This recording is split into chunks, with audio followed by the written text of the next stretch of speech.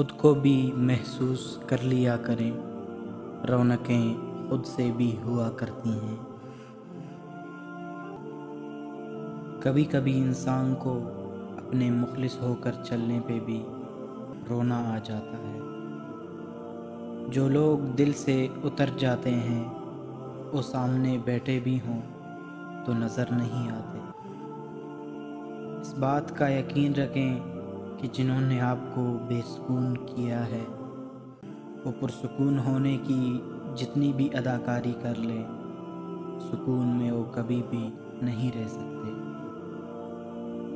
جب ہم چپ رہ کر سب کچھ برداشت کر لیتے ہیں تب دنیا کو بہت اچھے لگتے ہیں، مگر ایک آدھ بار بھی حقیقت بیان کر دی تو سب سے برے لگنے لگتے ہیں۔